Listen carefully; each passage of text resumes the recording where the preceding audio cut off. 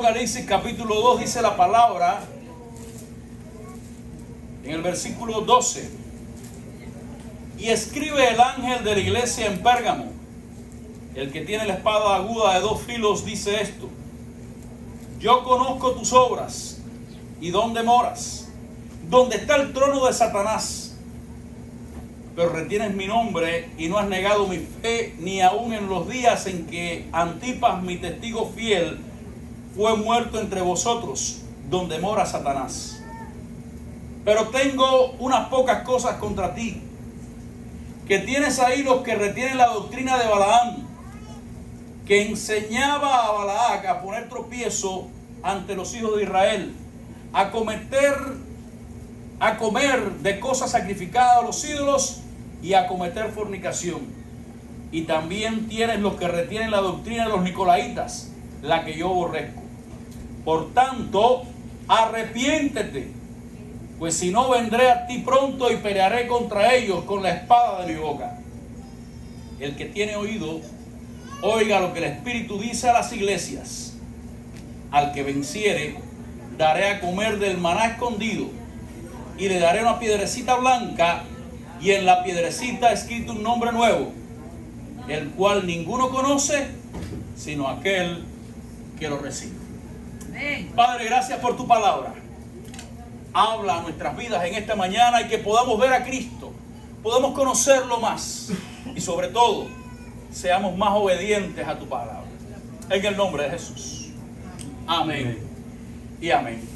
Bien, mis amados hermanos, la palabra de Dios nos cuenta en el libro de Éxodo la historia preciosa de nuestro Dios de una forma milagrosa y espectacular, sacando al pueblo de Israel de Egipto, una nación donde fue esclava por más de 400 años, una nación donde vivió bajo la influencia de una cultura pagana, donde aprendieron cosas que eran contrarias a lo que Dios había estipulado, que Dios quería para su pueblo.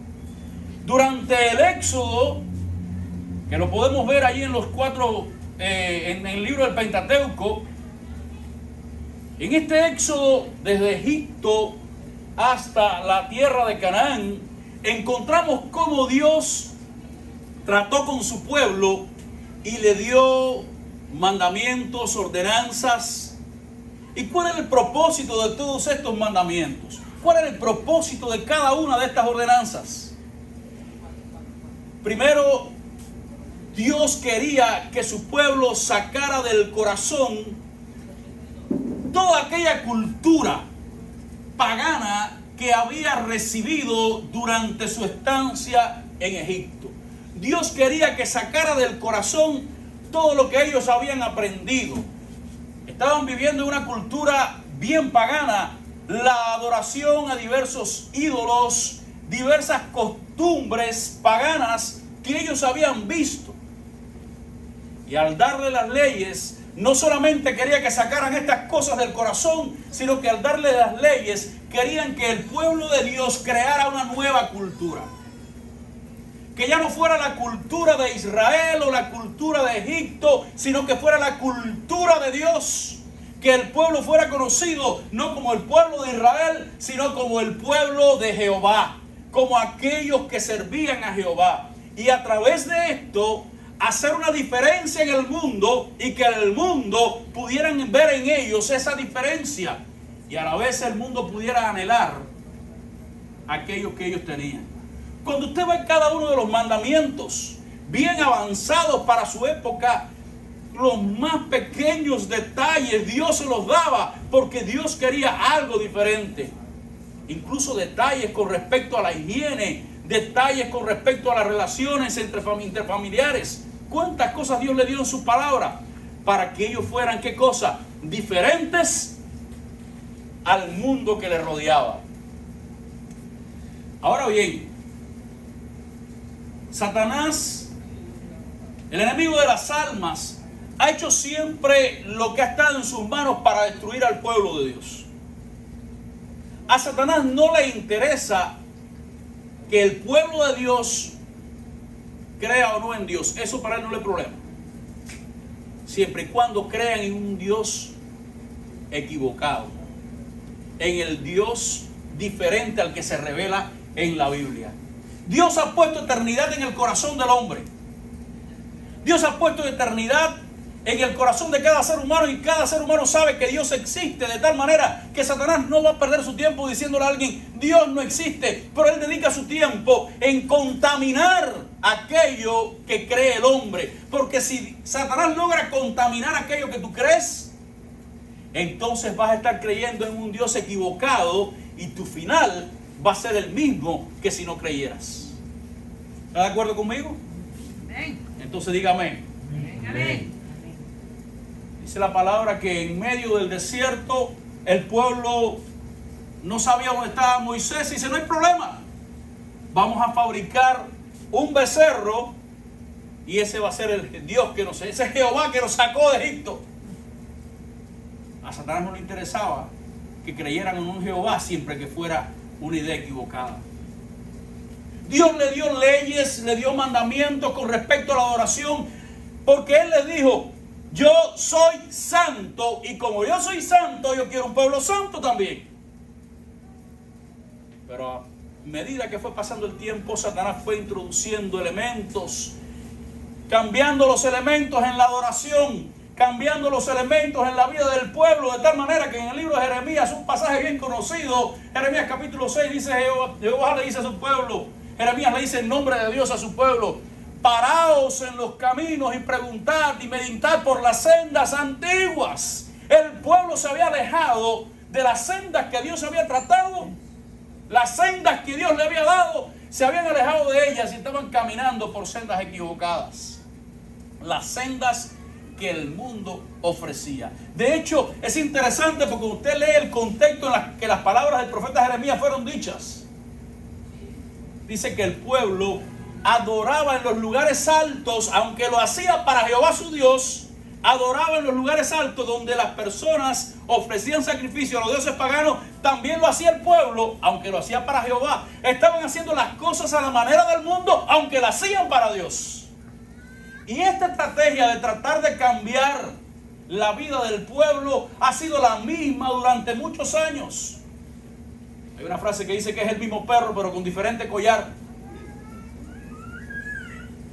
Ahora, nos encontramos aquí en el libro de Apocalipsis. En este capítulo 2 encontramos que Jesús está enviando una carta. Nuestro Señor y Salvador está enviando una carta a la iglesia que estaba ubicada en Pérgamo. Le escribe una carta. Le manda un mensaje específicamente a una iglesia y le dice lo siguiente. Escribe al ángel de la iglesia en Pérgamo.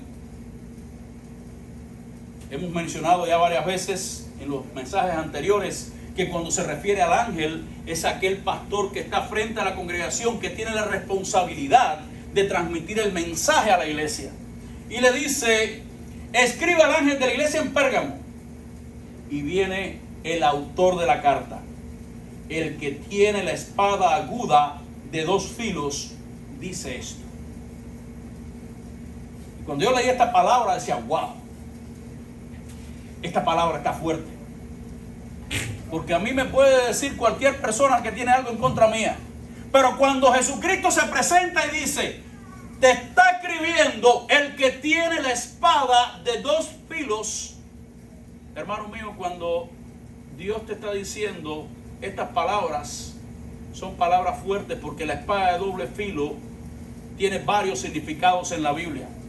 En primer lugar, en el libro de Hebreos capítulo 4, versículo 12, nos dice la palabra que la palabra de Dios es una espada de doble filo que penetra hasta cortar los tuétanos, los huesos y todo el mundo por ahí para allá.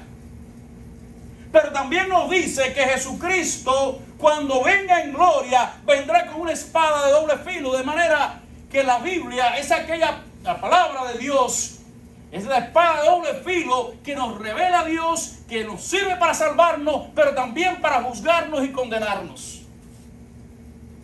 Cuando hablamos de espada, estamos hablando de justicia y de juicio. Y Dios le está diciendo a esta iglesia, yo soy el que tengo la espada y te quiero decir algo en esta hora. Y le dice lo siguiente: yo conozco tus obras y tu tribulación y tu... Perdón, estaba leyendo en Mirna.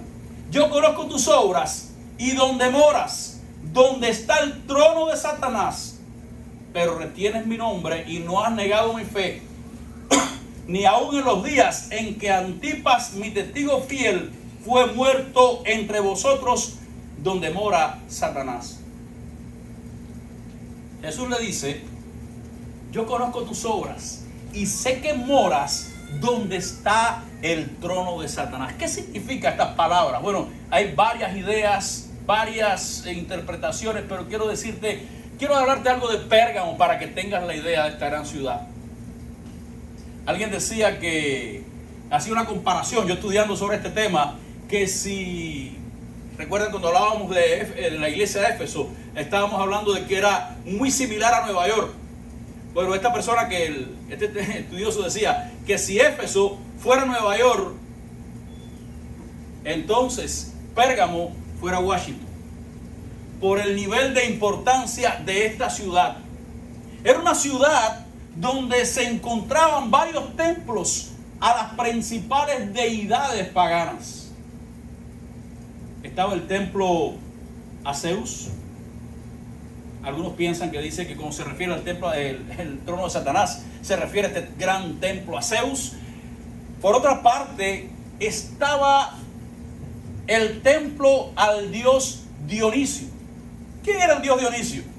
Bueno, el dios Dionisio era el dios de la fertilidad, el dios de las fiestas, del alcohol, de las bebidas, del vino. Ahora usted se imagina que usted esté viviendo en este lugar y cuando usted vaya a una reunión con los padres de sus hijos en la escuela donde estaban asistiendo sus hijos, usted se encuentre una persona que esté todavía medio ebrio. Y ya no te preocupes, que él vino de un culto de adoración. Porque los cultos de adoración al dios Dionisio eran fiestas, eran bacanales, era bebida, era orgía. En medio de este lugar había una iglesia. Pero por otra parte, estaba y era bien conocida esta ciudad porque allí se encontraba un templo a Escorpius, el dios de la medicina, que era representado con una serpiente, y hasta el día de hoy el símbolo de la medicina es una serpiente, alusiva al dios Escorpius, que era el dios de la sanidad. Ahora, la cuestión es que las personas de varios lugares del mundo conocido viajaban allí a Pérgamo para ir al templo de este dios pagano para ver si podían alcanzar sanidad. Pero usted sabe lo que existía, lo que había en ese templo. Ese templo estaba repleto de serpientes que no eran venenosas. Y las personas iban y pasaban tiempo en aquel templo, se acostaban en el piso esperando que las serpientes le pasaran por arriba para ver si el Dios de la sanidad le daba alguna sanidad. Ahora es interesante saber que la Biblia relaciona a Satanás con la serpiente antigua, dice la palabra. Las personas viajaban desde muchos lugares para que la serpiente les diera sanidad. Por otra parte, fue el primer lugar donde se edificó un templo para la adoración al César. Cada año las personas eran obligadas a quemar incienso al César. Si usted no quería quemar incienso al César, entonces usted era asesinado, era lanzado a un circo, lo mataban por el hecho de no querer adorar al César. En medio de este ambiente estaba esta iglesia, una pequeña iglesia que la Biblia no nos dice cómo surgió, ni cuándo surgió, ni quién la plantó, pero allí estaba la iglesia. Y qué tremendo, hermano, porque dice la palabra lo siguiente: Jesús le dice: conozco tus obras, conozco que dónde moras, dónde está el trono de Satanás, pero retienes mi nombre y no has negado mi fe, ni aun en los días que Antipas, mi testigo fiel, fue muerto entre vosotros, donde mora el trono de Satanás. Jesús le está diciendo: miren, yo sé dónde tú estás morando en el trono de Satanás, están persiguiéndolos, están sufriendo, pero yo reconozco que has sido fiel, has mantenido mi palabra. En medio de la persecución estás manteniendo tu fidelidad. Los cristianos estaban siendo perseguidos y se piensa, según la tradición, no es algo que esté bien confirmado, pero cuando dice aquí en este pasaje: Antipas, mi testigo fiel, fue muerto, se piensa que Antipas fue un pastor de la iglesia que se negó a quemar incienso al César, y según la tradición, Antipas lo metieron dentro de un toro de bronce. Era una forma bien terrible de asesinar a las personas, y los quemaron, es decir, lo asaron vivo. Ustedes se imaginan, yo estaba viendo algunos documentales sobre cómo era esto. Era un toro grande que tenía una puerta de metal, y entonces la persona la metían adentro y le metían brasas de fuego por abajo y lo iban quemando, lo iban asando vivo. ¿Puede imaginarse usted esto? Bueno, según la tradición, Antipas murió de esta manera. En aquel lugar, hermanos míos, los cristianos eran perseguidos. En aquel lugar los cristianos eran asesinados. Y aún así se mantuvieron fieles a la palabra. Y Jesús lo reconoce. Si yo conozco que tú eres fiel. Hermanos míos, ¿qué tal si tú y yo empezáramos a enfrentar una persecución de esta manera, que tuviéramos que temer por nuestra vida? ¿Cuál sería nuestra actitud? ¿Cómo actuarías tú? ¿Cómo reaccionarías? Nosotros estamos viviendo aquí en Estados Unidos, gracias a Dios por este precioso país, que todavía tenemos libertad. Pero te voy a decir algo para que no te cojas de susto. La Biblia habla que vamos a tener que sufrir persecución. La Biblia habla que vamos a tener que sufrir persecución. Y hoy por hoy, aunque nosotros tenemos mucha libertad, aunque hoy por hoy podemos venir a adorar, hay lugares en el mundo donde hay personas que están sufriendo por causa del evangelio. Hay lugares que están enfrentando por causa del comunismo, como Corea del Norte, donde una persona, estuve leyendo el otro día, una familia, porque le encontraron una Biblia, los llevaron todos presos para unos lugares terribles, simplemente porque tenían una Biblia en su casa escondida. ¿Puede usted imaginarse eso? Hoy por hoy hay lugares donde, por ser cristiano, puedes perder tu vida. Gracias a Dios tenemos todavía seguridad en este país. Estaba leyendo algo interesante. El grupo más perseguido en la actualidad no es los LGBTIQ+, como algunos dicen, no. El grupo más perseguido hoy por hoy son los cristianos. Son los cristianos, y vamos a ser más perseguidos en un futuro. ¿Cuál sería tu actitud cuando tú tengas que enfrentar persecución? Esta iglesia, en medio de toda aquella persecución, en medio de todos aquellos desafíos, dice la palabra, dice el Señor: no has negado mi nombre. Tú has sido fiel, te has mantenido fiel, y yo reconozco eso. Pero, y ahí es donde viene el problema, pero tengo unas pocas cosas contra ti, que tienes ahí los que retienen la doctrina de Balaam, que enseñaba a Balac a poner tropiezo ante los hijos de Israel y comer de las cosas sacrificadas a los ídolos y a cometer fornicación. ¿De qué está hablándole Jesús aquí a esta iglesia? Le está reconociendo por todo su sacrificio, le está reconociendo por su fidelidad, pero le está diciendo: tengo algo en contra tuya. Y te repito lo que te dije al principio: a mí no me interesa si alguien tiene en contra mía. A mí lo que sí me preocupa es que Jesús me diga: tengo algo en contra mía. Y la iglesia Jesús le dice a la iglesia: tengo en contra tuya que dentro de ti tienes falsos maestros que retienen la doctrina de Balaam. Ahora, ¿y quién era Balaam? ¿Quién era ese hombre? ¿De dónde salió? ¿De dónde sale esa palabra? Cuando usted va al Antiguo Testamento, usted se va a encontrar que el pueblo de Israel, en su travesía, en su peregrinar hacia la tierra prometida, se encontró con muchos enemigos que querían destruirle. Pero allí se levantó un rey llamado Balac, que buscó a este hombre llamado Balaam, que supuestamente era un sacerdote, para que maldijera al pueblo de Israel.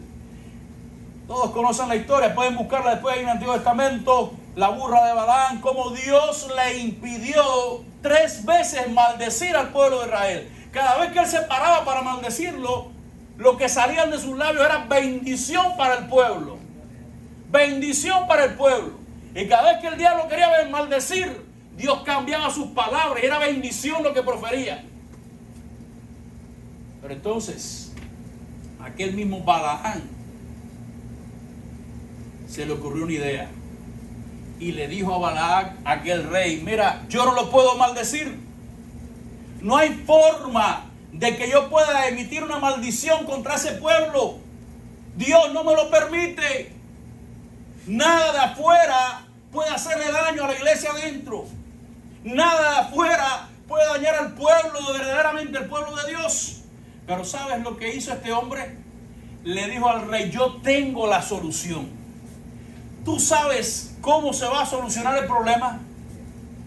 Manda mujeres.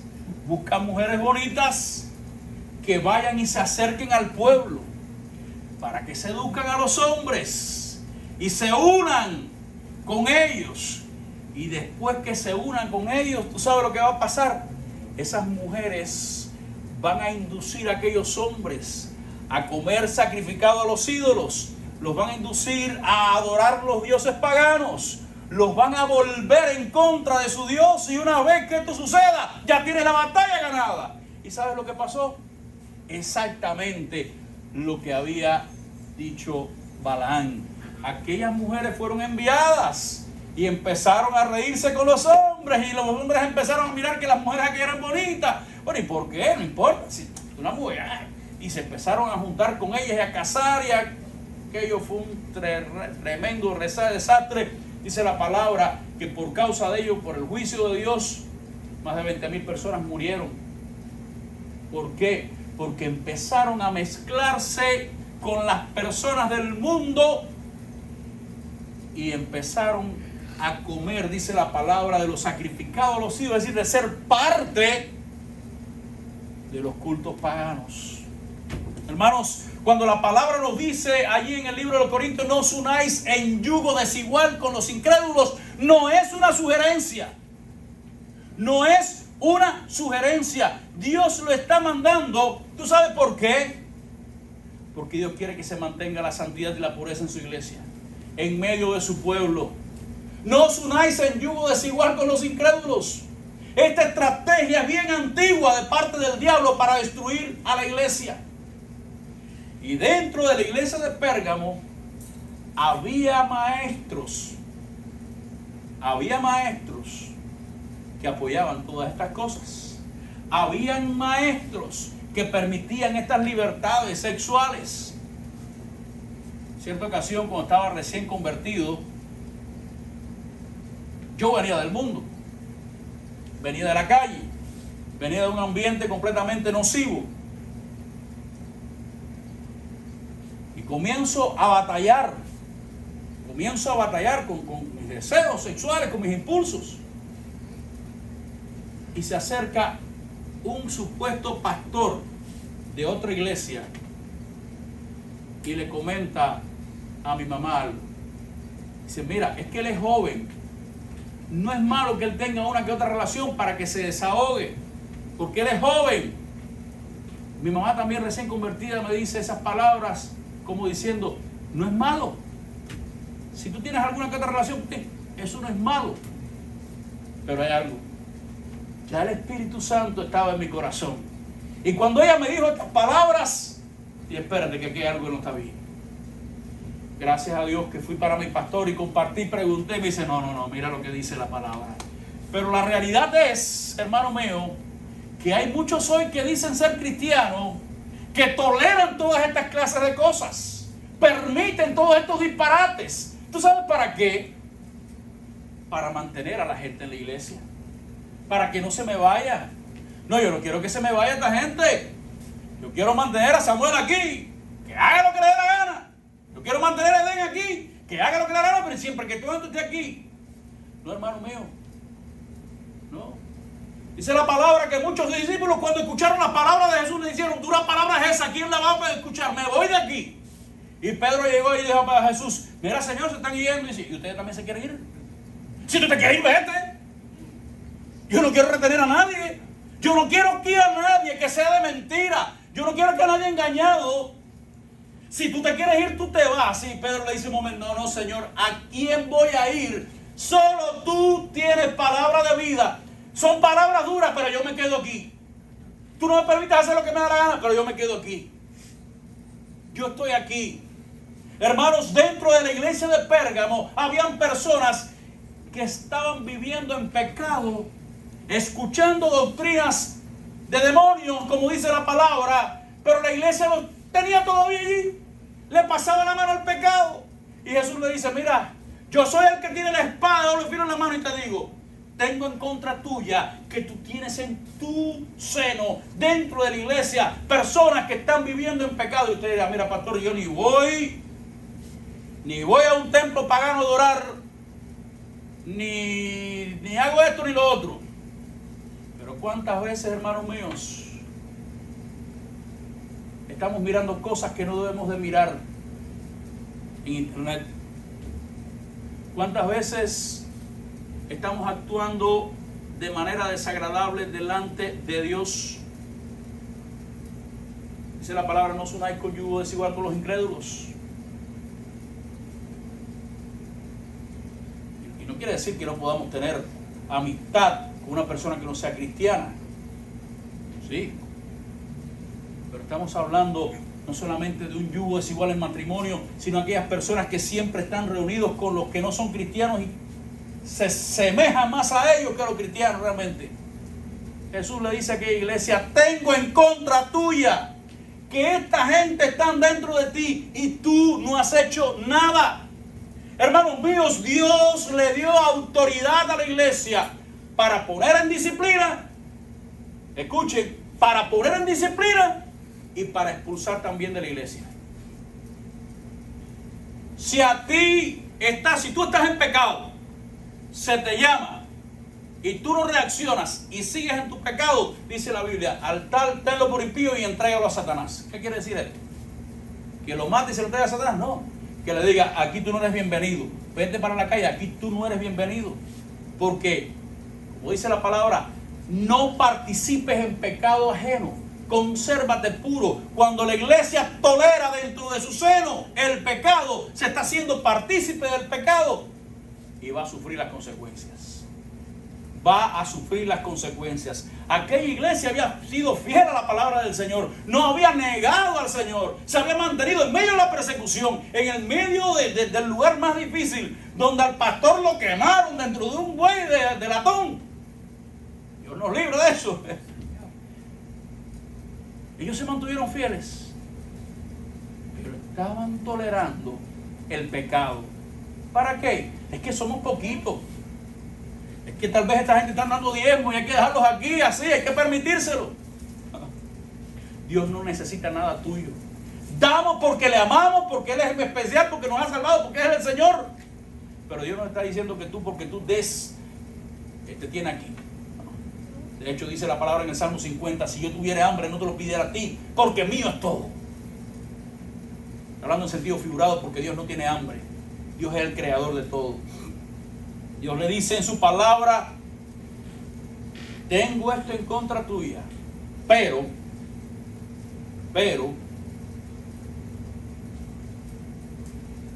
si te arrepientes, yo te perdono. Versículo 16 dice: por tanto, arrepiéntete, porque si no, vendré a ti pronto y pelearé contra ellos con la espada de mi boca. Hermanos míos, la solución ante el pecado solamente es una. Jesús dice: arrepiéntete. A veces pensamos que porque se me olvidó el pecado, o porque a alguien se le olvidó, ya no hay problema con eso. Yo pequé, se me olvidó, ya Dios lo perdonó, ¿no? La única manera de que el pecado pierda su afecto, ¿tú sabes cuál es? Dice la palabra, el que se arrepiente y confiesa su pecado, Dios le perdona y le da vida eterna. Aquí Jesús está diciendo a la iglesia, arrepiéntete, si no, yo voy a venir y voy a pelear en contra de ellos, pero si ellos están dentro de ti, vas a sufrir las consecuencias también de esto. Pero entonces viene lo último de parte de esta carta, una promesa preciosa. El que tiene oído, oiga lo que el Espíritu dice a las iglesias. Al que venciere, le daré a comer del maná escondido. El maná fue aquel alimento que el pueblo de Israel recibió cuando iban atravesando el desierto en busca de la tierra prometida. Este maná era como un pan dulce que recibían toda la mañana. Este maná representaba el sustento diario de Dios, representaba la provisión diaria de Dios para su pueblo. Ahora, hay muchas interpretaciones sobre este tema, pero lo cierto es que Dios nos dice, aquel que venciere, aquel que se mantiene fiel, yo voy a ser su sustento. No te preocupes por lo demás. A veces nos preocupamos si se nos va fulano, si se nos va mengano. A mí no le interesa quién se vaya. El que esté es el que Dios quiere tener acá. Y Dios dice, el sustento soy yo. Yo soy el que te sostiene. Yo soy el que te proveo. Yo soy el que te voy a suplir. Soy tu sustentador. El pueblo de Israel estaba en el medio del desierto. Tengo hambre. Y Dios dice, clama a mí y yo te responderé. Aquí tienes el pan. Aquí tienes el alimento. Yo soy tu sustento. Yo estoy tu sustento. Pero por otra parte, me encanta este versículo que dice, y le daré una piedra blanca. ¿Qué significa la piedra blanca? Y en la piedrecita escrita un nombre nuevo, el cual ninguno conoce, sino aquel que lo recibe. Me preguntaba el otro día el hermano Nicolás que decía, bueno, ¿y qué es eso de un nombre nuevo? Bueno, aquí nos dice la palabra, no sé qué nombre será, pero aquí nos dice la palabra que Dios nos va a dar un nombre nuevo. Para que tengas una idea, en el Antiguo Testamento el nombre estaba muy relacionado por el carácter de la persona. De hecho, Dios cambió en varias ocasiones el nombre de la persona porque cambió su carácter. En el caso de Abraham, le dijo, ahora tú no serás Abraham, sino serás Abraham. De padre enaltecido a padre de multitudes. Cambió su nombre. Y muchas veces cambió el nombre de las personas. En estos días tal vez predicaremos sobre ese tema precioso, porque Dios cambia no solamente nuestra actitud, Él cambia al cambiar nuestra actitud. Él nos hace nuevas personas, renueva nuestras vidas, somos conocidos de forma diferente. Dice la palabra que Pedro se llamaba Simón, pero Jesús le puso, ahora te llamarás Pedro. Pero en ocasiones, Jesús en vez de decirle a Pedro le dijo, Simón. ¿Por qué? Porque muchas veces estamos actuando como el viejo yo y no como el nuevo yo. Pero ahora Jesús dice, yo les voy a dar un nombre nuevo, un nombre conforme a mi carácter, no conforme a tu carácter, un nombre nuevo que va a reflejar el carácter que yo le he dado. Aquel que venciere, aquel que sea capaz de sacar de su vida toda la mundanalidad, toda influencia de este mundo, yo le voy a dar un nombre nuevo. Va a ser una nueva persona conocida por otro nombre, que solamente conoce aquel que recibe. Amados, este pasaje dice, al que tiene oído, oiga. Cuando Jesús está diciendo el que tiene oído, ya no se lo está diciendo a la iglesia en general, sino lo está diciendo a cada uno de nosotros. Oye lo que estoy diciendo, porque la decisión parte de tu corazón.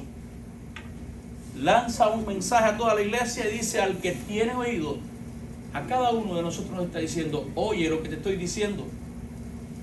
Oye lo que te estoy diciendo. Este mensaje no es para Pérgamo, este mensaje es para ti y para mí, para aquí y ahora. Al que venciere va a recibir la gran bendición. ¿Quieres ser tú un vencedor? ¿Quieres ser tú conocido como aquel que ha vencido? Hoy hay un mensaje muy humanista de muchos falsos predicadores donde vienen, quieres ser un vencedor, saca el campeón que está en ti, tú eres el héroe, tú. Pero aquí nos dice la palabra, no eres tú el héroe soy yo, dice Jesucristo. Y el que vence es aquel que es obediente a su palabra. El que vence es aquel que se ha asido a la victoria de Cristo y lo pone a Él en primer lugar. ¿Quieres ser un vencedor?